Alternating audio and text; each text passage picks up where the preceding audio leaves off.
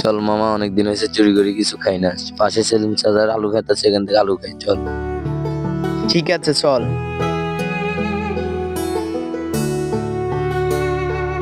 আর বাবা খেতে কি আলু লাগাইছে, প্রতিদিন বলে না চুরি করে নিয়ে দেখ, আমার কাছে সিলিন্ডার নিয়ে আমি আজকে দেখবো কোন আলাই চুরি করে। দাঁড়া, লুঙ্গিটা গোস মারিনি, তারপর আলাদা করে ধরবো। সামনে একটা বড় গাছ আছে, দেখি ওটাতে লুকে বসে থাকছে, কোনো আসেনি, আসলে ধরে ফিরাবো। লাঠিতে রাখি আগে, দিয়ে গাছে উঠে দেওয়া, গাছে উঠে বসে থাকি।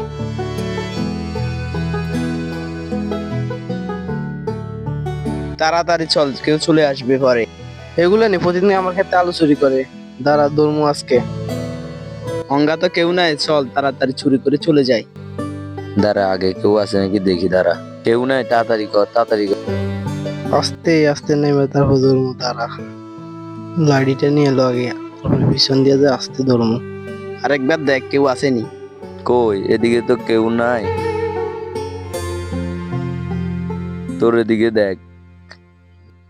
এদিকে কেউ নাই, চল তাড়াতাড়ি নিয়ে যাই।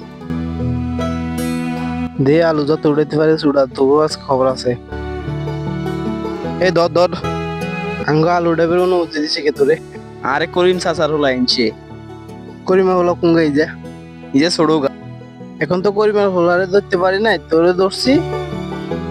কান টানলে মাথা আইব। তোরে এখন কি করবো তুই ক? ভাই জীবন আর শুরু করতে না, আমার মাফ করে দেন। এখানে কি হয়েছে চল দেখি। ভাই এখানে কি হয়েছে? তার খেতে চুরি করতে হয়েছে, কি করবো এবার তোরা বল। এখন সবাই গণদোলাই দেন, জীবনে শিখতে হবে। চোর পালাইতেছে, ধর ধর ধর ধর ধর ধর।